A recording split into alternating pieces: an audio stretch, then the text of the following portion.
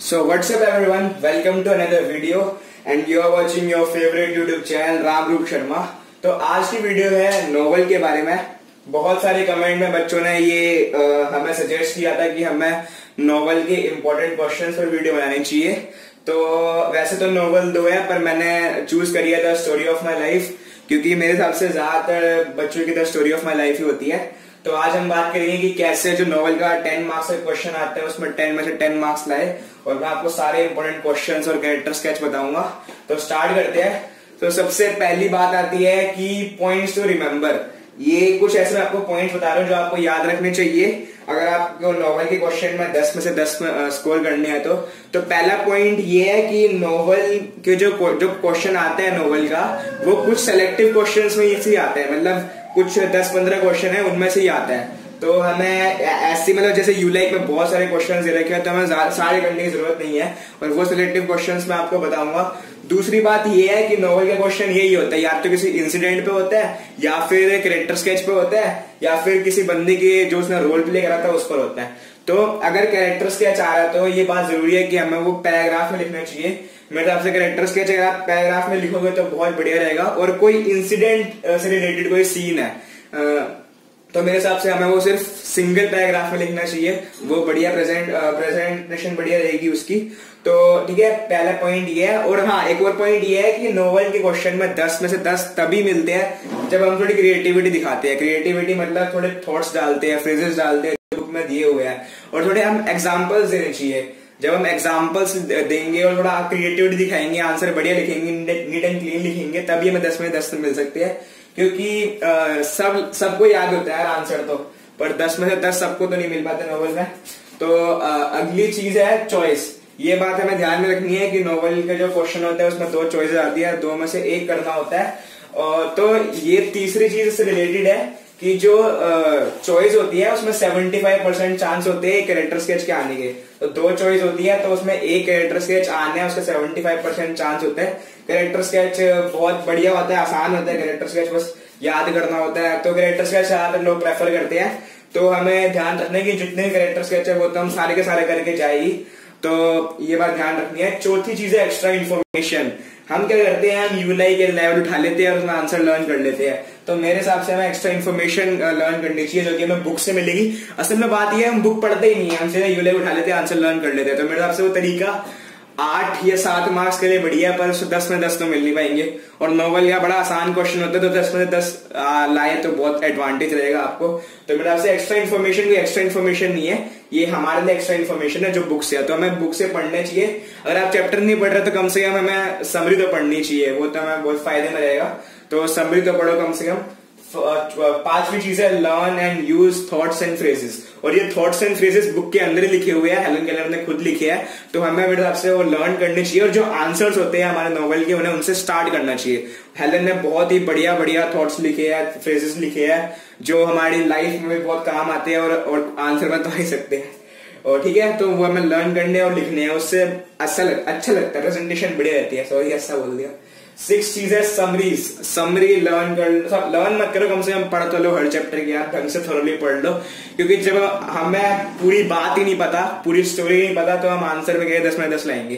तो हमें मेरे हिसाब से सिर्फ मार्क्स से ही मतलब नहीं है, हमें खुद भी सीखना चाहिए। तो मेरे हिसाब से हमें समरी सबकी पढ़नी चाहिए, हमें स्टोरी के बारे में पता होना चाहिए। तो अब नेक्स्ट पार्ट है कैरेक्टर स्केच और इंपॉर्टेंट क्वेश्चंस के बारे में। तो गाइस अब बात करते हैं हम कैरेक्टर स्केच की। जैसे कि मैंने आपको बताया था कैरेक्टर स्केच बहुत इंपॉर्टेंट होता है। तो मेरे हिसाब से इस बार बोर्ड के एग्जाम में पक्का आएगा, क्योंकि जो अभी 2018 में हुआ था उसमें तो नहीं आया था शायद से। तो कैरेक्टर स्केच 75% चांसेस होते हैं कि एक चॉइस में तो वो आएगा ही। तो आप कैरेक्टर स्केच तो सारे करके ही जाए, चाहे आप क्वेश्चंस ना करें, पर कैरेक्टर स्केच पक्का करने हैं। तो ये 6 जो कैरेक्टर स्केच है वो मेन कैरेक्टर स्केच है, इनमें से ही शायद से आएगा। मेरे हिसाब से ये तो पक्का करने ही है। और ये 4 इनके बाद आते हैं मोस्ट इंपोर्टेंट, जो कि आप कर लीजिए। शायद से आ सकता है पर मेरे हिसाब से तो नहीं आएगा, पर कर लीजिए।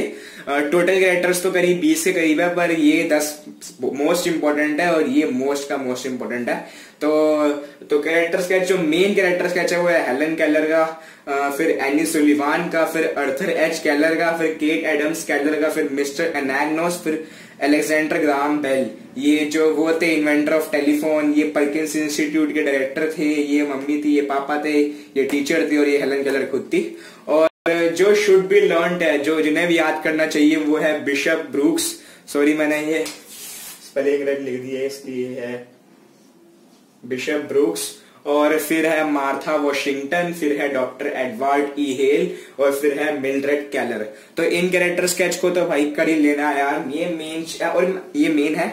और मैंने इन तीनों में टिक मार्क इसलिए लगाया क्योंकि मेरे हिसाब से, मेरी जो ओपिनियन है उसके हिसाब से इस बार इन तीनों में से कोई आएगा, एनी सुलिवान, हेलन केलर और केट एडम्स केलर। मेरा ये मतलब भविष्यवाणी एक तरीके से। और सबसे ज्यादा इंपॉर्टेंट ये है भी, एनी सुलिवान का तो बहुत ही ज्यादा इंपॉर्टेंट है, उसका बहुत बार पूछा जाता है। तो एनी सुलिवान का तो भाई तगड़ा लिख के लेके जाना है। और कैरेक्टर स्केच में ये नहीं होता कि आपने यूलाई से लर्न कर लिया, कैरेक्टर स्केच में आप आंसर्स को जोड़ो, मतलब यूलाई का आंसर देखो और जो अलग और बुक्स है उसका देखो, इंटरनेट से देखो, बहुत जगह आंसर्स होते हैं, brainly.in वगैरह वगैरह बहुत साइट्स पे उन्हें देखो और बेस्ट आंसर खुद बना के जाओ जो कि आपको बेस्ट लगे। और आंसर थोड़ा लंबा बनाओ कि आप कोई बात भूल जाते हो तो आपके पास और इन्फॉर्मेशन हो लिखने के लिए। तो एक ही जगह से लर्न मत करना, थोड़ा मिलाना, थोड़ा बढ़िया लगेगा। और ट्राई करना कि कैरेक्टर स्केच में तो थॉट्स वगैरह की जरूरत है नहीं, फिर भी आप लिख सकते हो, बढ़िया रहेगा। और कैरेक्टर स्केच तो मेन ये थे। अब हम बात करेंगे इंपॉर्टेंट क्वेश्चंस की।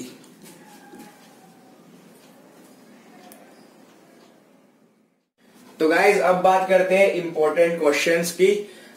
मैंने 12 इंपॉर्टेंट क्वेश्चन सेलेक्ट करे हैं जो मेरे को बेस्ट लगे हैं और जो आते भी है।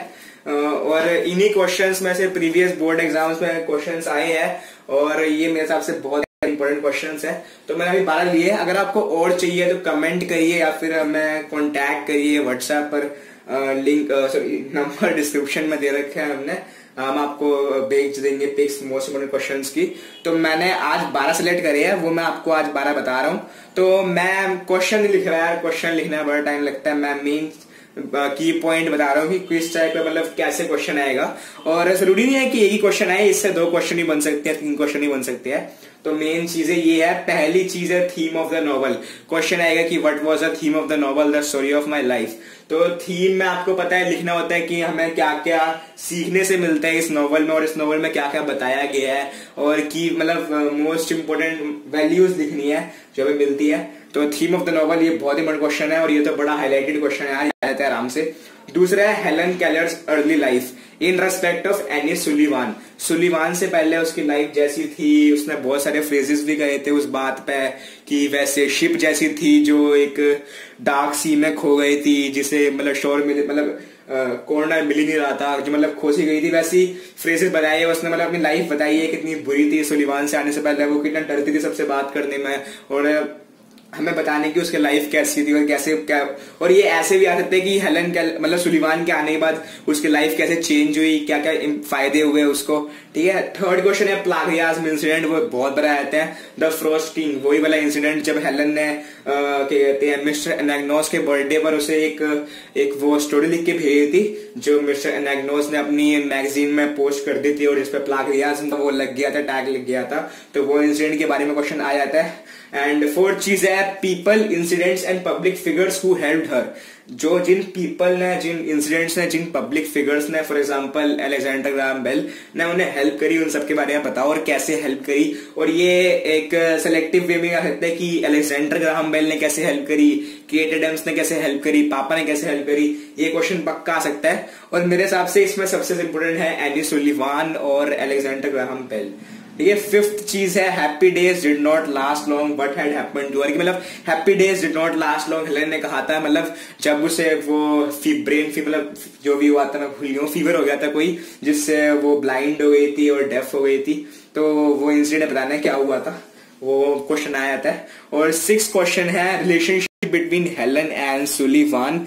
हेलन एंड सुलिवान की रिलेशनशिप पे बहुत क्वेश्चन आते हैं और ये बहुत ज्यादा इंपॉर्टेंट है। ये क्वेश्चन ऐसे भी आ सकते हैं कि मतलब इन दोनों के बीच की, एक पहले तो क्वेश्चन यही है कि रिलेशनशिप कैसे थी इन दोनों के बीच, और दूसरा क्वेश्चन ये भी बन सकता है कि सुलिवान और हेलन की रिलेशनशिप से हेलन को क्या क्या फायदे हुए, और सुलिवान को भी फायदे होते, सुलिवान को भी क्या क्या फायदे हुए।